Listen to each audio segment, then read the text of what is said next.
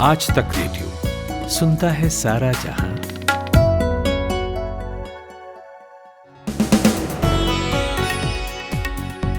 नमस्कार, good evening. 18 तारीख की शाम है और दिन है सोमवार। मैं हूं नितिन ठाकुर और आप रोज की तरह सुन रहे हैं evening news and analysis podcast दिन भर। कश्मीर में हत्याओं का जो दौर चला वो थम नहीं रहा। गैर कश्मीरी लगातार निशाने पर हैं। ऐसे में सरकार क्या कर रही है और उसके लिए क्या सबक छिपे हैं इन घटनाओं में, जानेंगे। और बांग्लादेश का हाल भी लेंगे, जहां अल्पसंख्यकों के खिलाफ हिंसा शुरू हुई तो वो अब भी जारी है। इस बार निशाने पर हिंदुओं की पूरी बस्ती आ गई। लखीमपुर हिंसा के विरोध में आज किसानों का रेल रोको आंदोलन था, उसकी बात भी होगी। पॉलिटिकल असर इसका क्या होगा यूपी चुनाव पर, ये भी समझेंगे। और आखिर में बात जाते हुए मॉनसून की, जिसने केरल और उत्तराखंड में तबाही मचाई हुई है। क्या हैं यहाँ के हालात और कैसे लोगों को रेस्क्यू किया जा रहा है, बताएंगे आपको। लेकिन सबसे पहले खुशबू से हेडलाइन सुनते हैं।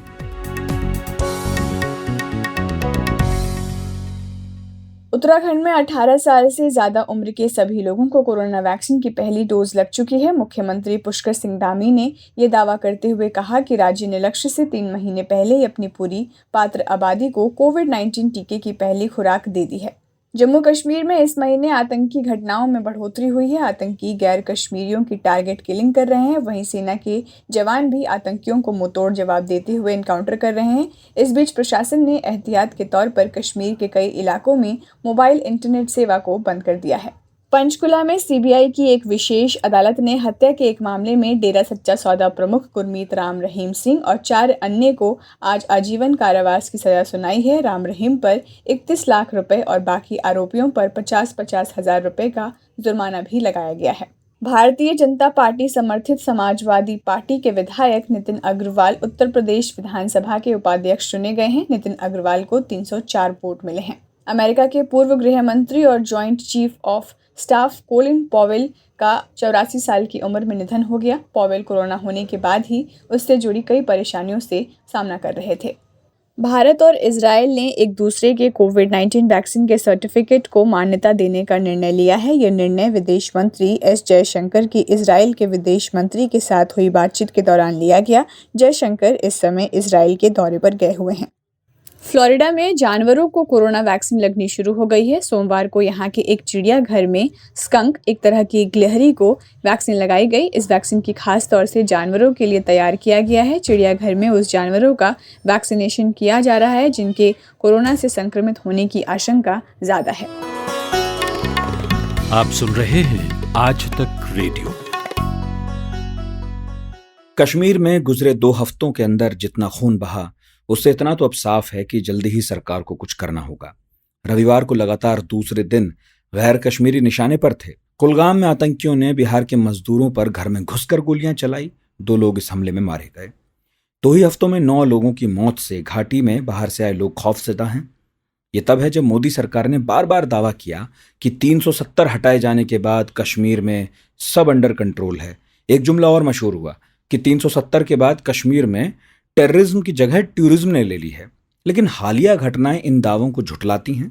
तो क्यों कश्मीर के कॉन्फ्लिक्ट में फिर से आम लोगों की जान जाने लगी है? इन घटनाओं से सरकार को क्या सीखना चाहिए? इन सभी सवालों के जवाब जानने के लिए हमने बात की आज तक रेडियो रिपोर्टर कमलजीत सिंह संधू से। देखिए, अभी सुरक्षा बलों के लिए सबसे बड़ी चुनौती है आतंकवाद, और खास तौर पे जिस तरह से गतिविधि हुई है और इजाफा हुआ है टेरर अटैक्स में, जिस तरह से टारगेटेड किलिंग्स हुई है, माइनॉरिटीज की हुई है, चाहे वो हम बात करें माइग्रेंट लेबरर्स की हुई है, तो एक सिलसिलावार तरीके से किया गया है। चाहे वो चैलेंज करने के लिए किया गया हो, एप्लीकेशन ऑफ आर्टिकल 370 के बाद है। खास तौर पे गृह मंत्री अमित शाह के कश्मीर घाटी के आने से ठीक पहले इस तरह की गतिविधियां होने अपने आप में एक बुरा संदेश देता है। लेकिन सबसे बड़ी बात यह है कि ये सॉफ्ट टारगेट सुन रहे हैं। इससे पहले हमने देखा है कि जो भी आतंकी घटनाएं हुई हैं, सुरक्षा बलों को टारगेट किया गया है। वो इन्फिल्ट्रेट करने की कोशिश कर रही है। हमने देखा, चाहे उरी हो या फिर हम बात करें जम्मू की तरफ हो, रजौरी पुंछ की तरफ हो, पाकिस्तानी टेररिस्ट आ रहे हैं। एक अरेस्ट हुआ भी है उरी से। उसके बाद हमने देखा है कि किस तरह से जो लोकल रिक्रूट्स हैं, चाहे वो पार्ट टाइम हो या कुछ देर के लिए, उन्हें रेडिकलाइज किया जाता है और उन्हें रिक्रूट किया जाता है। ग्राउंड रियलिटी ये है कि जैसे ही वो नाके उठते हैं, जब शाम होती है, उसके बाद ये घटनाओं को अंजाम दिया जाता है। तो एक पैटर्न है वो इमर्ज होकर आ रहा है। अभी तक जो सिक्योरिटी फोर्सेस हैं वो आइडेंटिफाई करती हैं कि कौन टेररिस्ट हैं या कौन आतंकी हैं, उनके पीछे जाती है, उन्हें न्यूट्रलाइज करती है। लेकिन जब आता है नया मॉड्यूल, उसमें एक नए पैंतरे अपनाए जाते हैं, जिसकी वजह से एक चैलेंज रहता है, और ये चैलेंज अब बढ़ के सामने आ रहा है। इससे पहले हमने देखा है कि कुछ साल पहले तक पथराव होता था, उसके बाद जब आर्टिकल 370 हटाया गया, यूएपीए लगाया गया, पब्लिक सेफ्टी एक्ट के तहत कई लोगों को गिरफ्तार किया गया, सेपरेटिस्ट ऑर्गेनाइजेशंस हैं उनके ऊपर शिकंजा कसा गया। तो इन सब को लेकर अगर हम कुल मिला के बात करें, एक मिली जुली जो एक प्लानिंग थी वो काम कर रही थी, जो कि अब नहीं इतनी हद तक काम कर रही है, और ये एक अपने आप में चैलेंज है। फिलहाल इस तरह की घटनाएं बताती हैं कि जो क्लेम किया जा रहा है वो काफी ऑपोजिट है, खासतौर पे उस टाइम पे जब माइग्रेंट लेबरर्स जा रहे हैं, कुछ कश्मीरी पंडित हैं वो भी हाल फिलहाल में गए हैं, तो एक लेवल ऑफ वायलेंस है जिसमें एस्केलेशन देखा गया है। कमलजीत, सरकार की ओर से जो नॉर्मलसी बहाल करने की कोशिश हुई थी, चाहे वो धारा 370 हटाना हो, यूएपीए सेडिशन कानूनों का इस्तेमाल हो, कश्मीरी पंडितों के पुनर्वास के लिए ऑनलाइन पोर्टल की शुरुआत हो, इन सारे कदमों का क्या असर दिखाई देता है? देखिए, हर कुछ महीने बाद एक स्ट्रैटेजी बदलती है। कई बार स्ट्रैटेजी जो आतंकवादी गुट हैं वो बदलते हैं, और कई बार ऑन ग्राउंड सिचुएशन होता है। अगर आप पिछले कुछ सालों की बात करें, जो नए रिक्रूट्स हैं उनकी तादाद 200 के करीब रहती है, लॉन्च पैड में भी 250 के करीब लोग रहते हैं।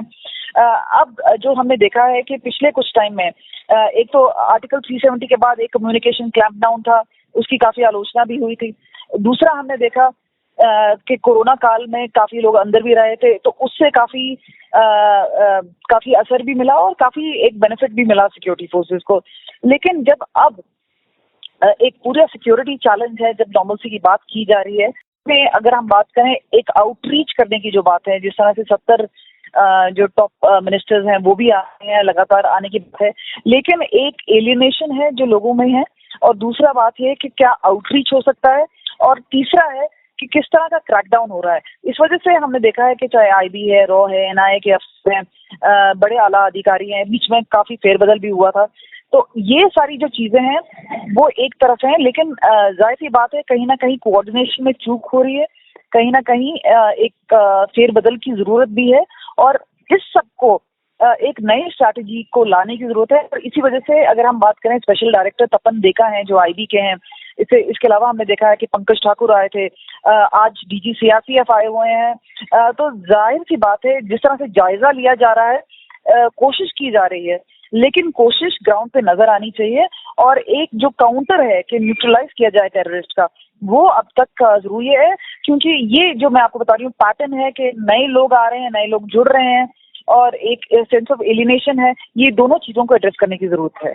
बहुत बहुत शुक्रिया कमलजीत। आप सुन रहे हैं आज तक रेडियो।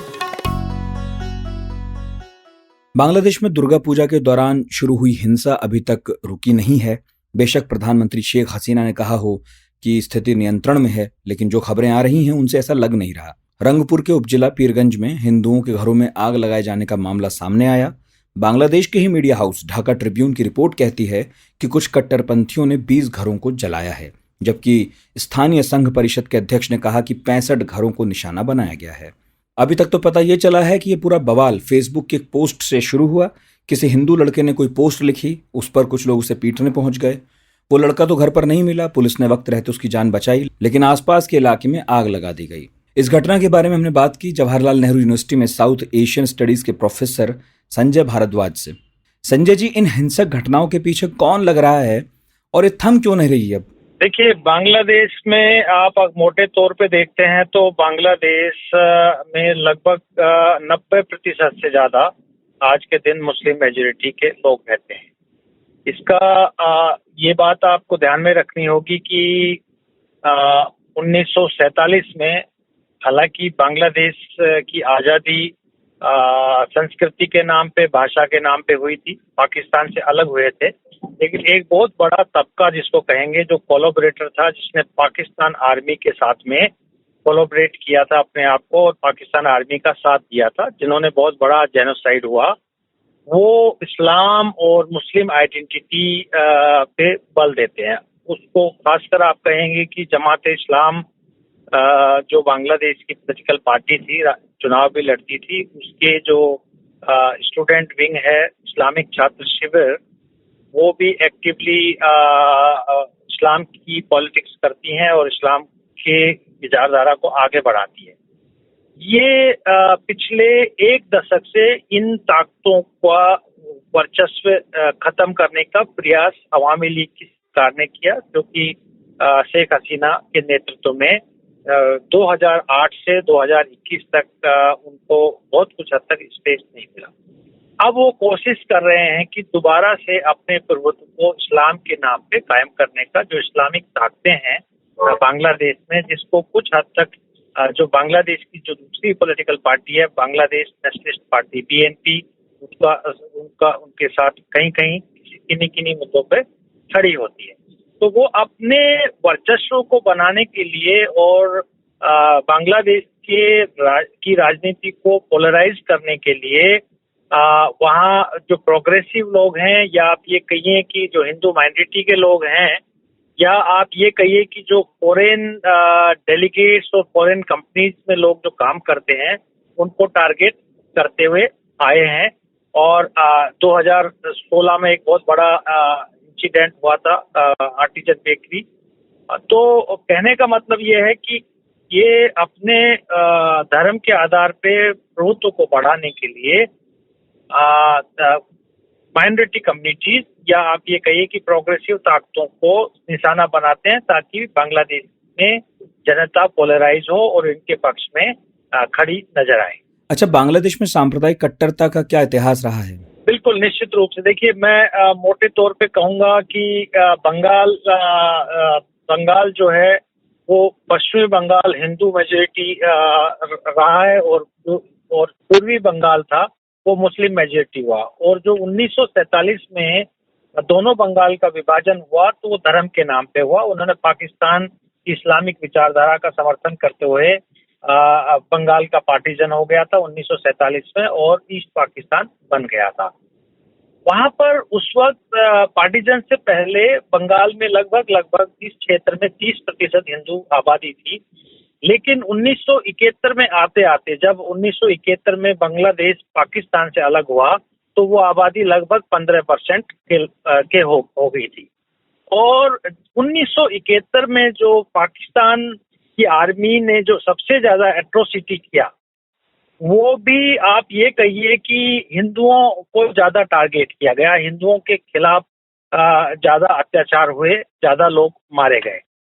तो आप आज अगर हम मोटे तौर पे देखते हैं, तो बांग्लादेश में हिंदुओं की आबादी 8% के लगभग रह गई है। और कई बार समय और काल के अंतराल के बाद जो माइनॉरिटी कम्युनिटी है, हिंदू कम्युनिटी है, उस पे अत्याचार होते रहे हैं। खासकर जब 1992 में काफी जब बाबरी मस्जिद डिमोलिशन हुआ था, तो बांग्लादेश में बहुत सारे मंदिरों को अटैक किया गया और हिंदू कम्युनिटी पे अटैक हुआ, अत्याचार हुए, उनको आप ये कहिए कि कम्युनल राइट्स हुए। क्या इन घटनाओं से भारत बांग्लादेश संबंधों पर भी असर पड़ेगा? दोनों के, भारत और बांग्लादेश के बीच में, चाहे आप ये कहिए कि ट्रेड का रिलेशन है, या कनेक्टिविटी का रिलेशन है, कॉमर्शियल टाइज है, या जो ऑनगोइंग प्रोजेक्ट्स हैं, लाइन ऑफ क्रेडिट्स जो एक दूसरे को दिया हुआ है, मुझे लगता है कि उनसे इसका कोई खास असर नहीं पड़ेगा।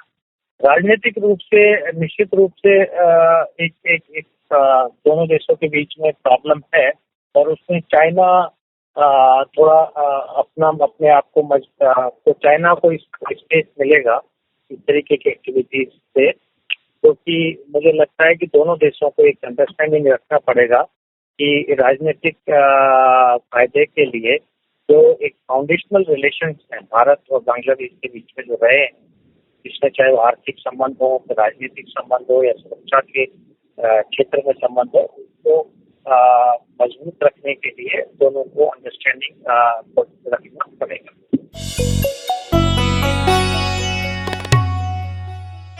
मुर्दाबाद।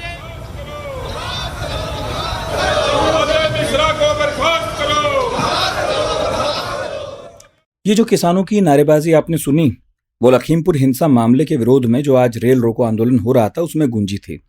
वही लखीमपुर जो अब राजनीतिक हलचल का केंद्र बना हुआ है।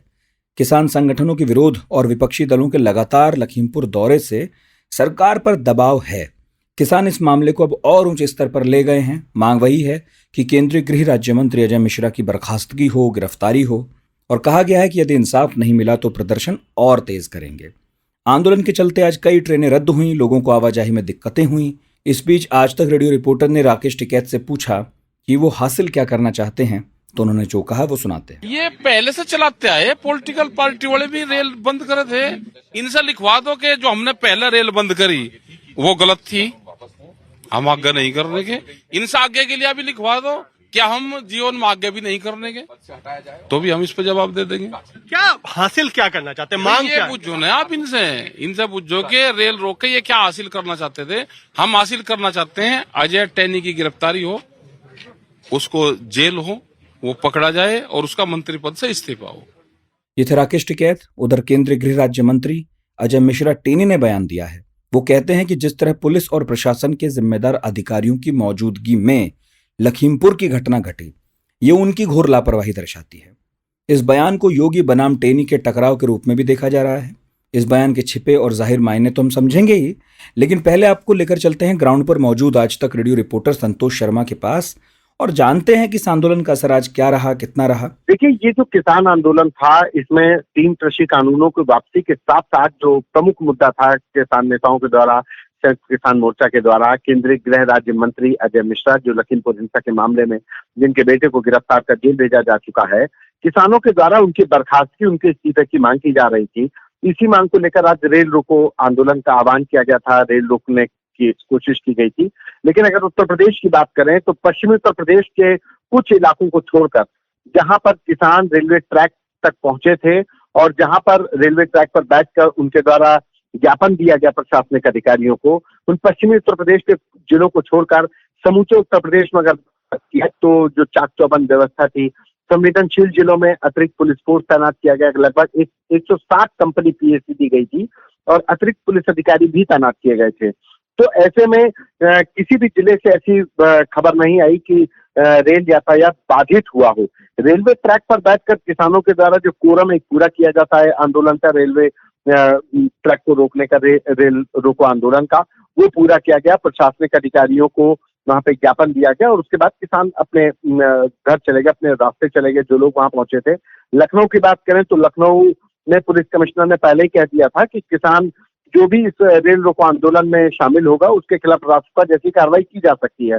उसका नतीजा था कि सिर्फ एक लखनऊ के उतरेठिया एक ऐसा स्टेशन था जहां पर किसान स्टेशन के पास तक पहुंच पाए थे, वरना सभी स्टेशन पर फोर्स लगा दी गई थी जिसकी वजह से किसान पहुंच नहीं पाए। और उतरेठिया में भी जो 10 से 12 किसान पहुंचे थे उनके द्वारा एक ज्ञापन दिया गया एडिशनल डीसीपी को और उसके बाद वो किसान भी चले गए। तो लबोलुआब यही कहा जा सकता है कि उत्तर प्रदेश में किसान आंदोलन बेअसर रहा। जी अच्छा संतोष, बीजेपी तो ऐसा प्रोजेक्ट कर रही है कि इस आंदोलन से लोगों को नुकसान होगा, लेकिन अगर राजनीतिक रूप से नुकसान की बात करें तो बीजेपी को क्या नुकसान हो सकते हैं? देखिए, अगर बीजेपी के इस रेल रोको आंदोलन राजनीतिक नुकसान की बात करें तो वो तो बहुत ज्यादा नहीं दिखाई पड़ता है, लेकिन किसान आंदोलन का के दौरान जब ये लखीमपुर की घटना हुई उसका जरूर बीजेपी को झटका लगा है। इस आंदोलन की वजह से जो लखीमपुर में घटना हुई उसके बाद से बीजेपी का जो तराई क्षेत्र वाला इलाका था जहां पर बीजेपी अपना होल्ड समझती थी और दावा कर रही थी कि किसान उसके साथ है, लेकिन लखीमपुर की हिंसा के बाद से कहीं ना कहीं उसके वोट बैंक में एक कमी आई है। जो लोगों की नाराजगी है उसमें बढ़ोतरी हुई है और इसका खामियाजा कहीं ना कहीं बीजेपी भी आभास कर रही है कि उसको लखीमपुर हिंसा का नुकसान होगा और उसी के डैमेज कंट्रोल में लगी हुई है। लेकिन अगर देखा जाए रेल रोको आंदोलन की वजह से तो इस आज एक दिवसीय जो रेल रोको आंदोलन है उसकी वजह से बहुत नुकसान होता नहीं दिखाई पड़ रहा है। जी अजय मिश्रा ने एक बयान दिया है, पता ही होगा आपको, जैसे उन्होंने यूपी पुलिस को कटघरे में खड़ा किया है तो क्या निशाने पर यूपी सरकार को भी माने? देखिए, जो अजय मिश्रा के द्वारा बयान दिया गया वो देश के गृह राज्य मंत्री तो हैं ही, लेकिन वो आशीष मिश्रा के पिता भी हैं। आशीष को शुरू से डिफेंड करते रहे। जिस दिन घटना हुई उसके बाद से वो कहते रहे कि हमारा बेटा मौजूद नहीं था, हम वहां पर मौजूद नहीं थे और किसान जिन लोगों ने वहां पर हिंसा फैलाई उनको बताते रहे कि हमारा उनसे कोई लेना देना नहीं है। लेकिन इस घटना के बाद लगातार अगर देखा जाए तो कहीं ना कहीं अजय मिश्रा के बयान जो आते रहे कि पुलिस की लापरवाही के चलते वहां पर ये घटना हुई, तो जाहिर सी बात है कि गृह राज्य मंत्री के द्वारा ये बयान दिया गया तो अपने आप में सवाल खड़े करता उत्तर प्रदेश पुलिस की कार्यप्रणाली पर, और जिसको लेकर के अब सवाल खड़े हो रहे हैं कि आखिर एक पक्षीय कार्रवाई क्यों की जा रही है और किस वजह से वहां पर इतनी भीड़ इकट्ठा हो पाई जब वीवीआईपी मूवमेंट था और वीवीआईपी का जो रूट था वो चेंज हुआ। इन्हीं तमाम बातों को लेकर के जांच चल रही है। जो पुलिस के आला अधिकारी हैं वो पूरी घटना की जानकारी लेकर के जांच कर रहे हैं, क्योंकि एफआईआर इस पूरे मामले में 2 दर्ज हो चुकी हैं, उनकी इन्वेस्टिगेशन चल रही है। लिहाजा अब इस मामले को लेकर के जो भी बयानबाजी हो रही है वो राजनीतिक दृष्टिकोण से ही उसको देखा जा रहा है कि इससे अजय मिश्रा के द्वारा जो दिया गया बयान है वो कहीं ना कहीं उत्तर प्रदेश पुलिस की कार्यप्रणाली पर तो सवाल खड़े ही करता है। तो ऐसे में जो तमाम अन्य लोग भी हैं वो भी दबाव बना रहे हैं कि एक पक्षीय कार्रवाई हो रही है। एक पक्षीय कार्रवाई का आरोप लगा करके कहा जा रहा है कि सिर्फ एक पक्ष के लोगों को फंसाया जा रहा है, जबकि दूसरे तरफ से भी एफआईआर है। हालांकि पुलिस अधिकारी कह रहे हैं कि दूसरे पक्ष की तरफ से भी जांच की जा रही है, उनकी भी जांच लंबित है। अभी जब सबूत मिलेंगे तब उनका आइडेंटिफिकेशन करके जो वायरल वीडियोस हैं जो मारपीट कर रहे हैं, चाहे वो शुभम हो, श्याम सुंदर हो, हरिओम हो, उन पर भी कार्रवाई होगी। लेकिन अभी तक कोई कार्रवाई होती नहीं दिख रही है।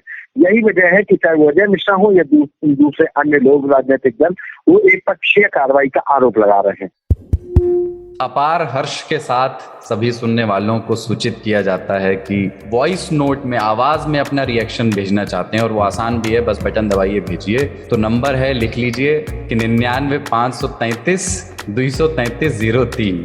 जो लोग दूरदर्शन के अभ्यस्त हैं उनके लिए मैं पढ़ दूं इसको, 9953323303। गुमशुदा तलाश केंद्र। लेकिन ठीक है, इसमें मतलब 3 ताल का जो नंबर आपने बताया है उसमें 5 बार 3 आया है, तो याद तो बाकी 5 ही करने हैं। हाँ। तीन की भरमार है इसमें। हाँ, 3 ताल में 3 की भरमार होनी भी चाहिए।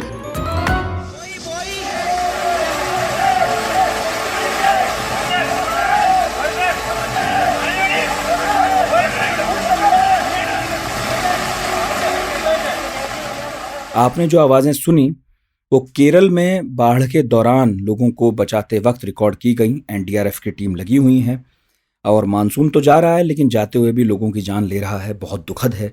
खासकर दक्षिण भारत में तो शनिवार से शुरू हुई बारिश आफत बन के टूटी है। सिर्फ केरल में ही 26 लोगों की जिंदगी इस बाढ़ में चली गई है। लैंडस्लाइड की वजह से भी काफ़ी लोगों की जान गई, काफ़ी परिवार फंसे हुए हैं, घर उजड़ गए हैं और ऐसे ही कुछ हाल आंध्र प्रदेश के भी हैं। हालांकि आंध्र में नुकसान केरल के मुकाबले कम था, लेकिन आम जीवन वहां भी बहुत प्रभावित हुआ। राहत टीमें पहुंची हैं, राहत पहुंचाने की कोशिशें जारी हैं, लेकिन रुक रुक कर बारिश हो रही है, तो इसीलिए स्थिति अब तक कंट्रोल से तो बाहर है। तो क्या हाल है केरल के अभी, ये हमने पूछा आज तक रेडियो रिपोर्टर आशुतोष मिश्रा से, जो केरल में ही है। देखिए, कोट्टयम में खासकर जो थी कोट्टयम इडुक्की में जहाँ लैंडस्लाइड थी वहाँ राहत कार्य पूरा हो चुका है, बचाव कार्य पूरा हो चुका है। अब सिर्फ जो लोग निचले इलाके में हैं उन्हें ले जाया गया है सुरक्षित ठिकानों पर, वहाँ उनका खाना पीना, दवा, इन सब का बंदोबस्त किया जा रहा है। दूसरे जो जिले हैं जिसमें अलापुझा और खासकर ये दूसरे जो इलाके हैं पट्टनमथिट्टा जिले, ये सबसे ज्यादा प्रभावित हैं बाढ़ से, क्योंकि जो पंबा नदी है और जो दूसरी नदियां हैं मणिमलायर, ये सब नदियों का जलस्तर बढ़ा हुआ है। और अभी आज सुबह जो है जो पंबा नदी पर बांध बना हुआ है, कक्की बांध, उसके 2 गेट भी खोले गए हैं। तो अब वो पानी भी नीचे आएगा। तो हमने देखा कि आसपास अदूर से लेके पट्टनमथिट्टा जिला सबसे ज्यादा अलापुझा, वहाँ नदियों का पानी रिहायशी इलाकों में, सड़कों पर, कई जगहों पर हाईवे तक को ब्लॉक कर चुका है। तो ये नदी का पानी अब जैसे जैसे फिर से बढ़ेगा, खासकर बांध का पानी नीचे आएगा जो 10 से लेकर 15 घंटों में आना है, तो ऐसे में स्थिति थोड़ी सी और परेशानी वाली हो सकती है। फिलहाल जो एनडीआरएफ की कंपनियां हैं उनको लगा दिया गया है इन इलाकों में, आर्मी भी अलग अलग जगहों पर तैनाती है। तो खासकर जो पहले 2 इलाके थे इडुक्की और कोट्टयम, वहां पर स्थिति सामान्य हो रही है, लौट रही है।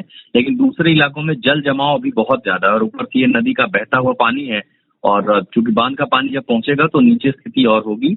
जहां तक बारिश का सवाल है, बारिश अब पहले के मुकाबले काफी कम हो गई है। जहां जहां भी ऑरेंज और रेड अलर्ट थे उन्हें हटा लिया गया है। ये फिलहाल राहत की बात है और अब सिर्फ ग्रीन अलर्ट रखा गया है, जिसमें मध्यम बारिश हो सकती है कुछ कुछ जगहों पर।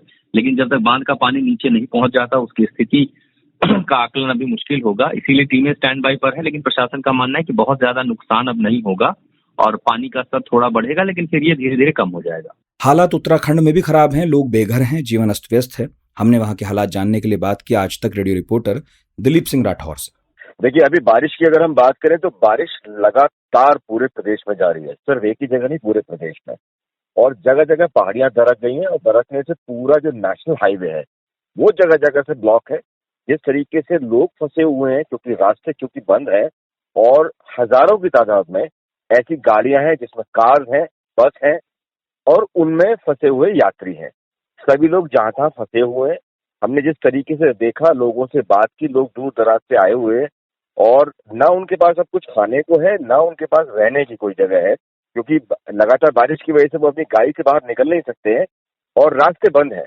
तो ये हालात इस समय बेहद खराब कंडीशन में है उत्तराखंड में, और ये अभी 2 दिन तक ऐसे ही हालात अभी रहने वाले हैं, क्योंकि जिस तरीके से मेट डिपार्टमेंट ने ये डिक्लेयर किया है पूरे तरह से कि आज और कल रेड अलर्ट घोषित किया गया है प्रदेश के सभी 13 जिलों में। तो ऐसे में बिल्कुल ये क्लियर है कि चाहे गढ़वाल के रीजन हो, गढ़वाल में खासकर चमोली, उत्तरकाशी और रुद्रप्रयाग, ये 3 डिस्ट्रिक्ट ऐसे हैं जो बेहद संवेदनशील बताए हैं मौसम विभाग ने।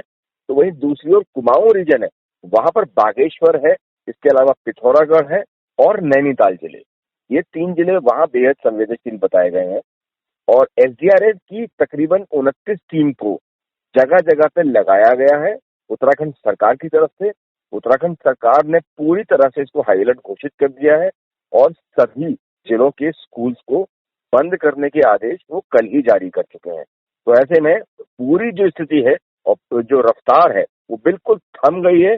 जो जहां है वहीं रहे, ऐसा ही जो अपील है वो उत्तराखंड सरकार ने की है और ऐसी ही अपील वेदर डिपार्टमेंट ने की है। बारिश से दिल्ली, एनसीआर और उत्तर प्रदेश के भी कुछ इलाकों में असर पड़ा है। यूपी के कुछ इलाकों में रेड अलर्ट भी जारी है।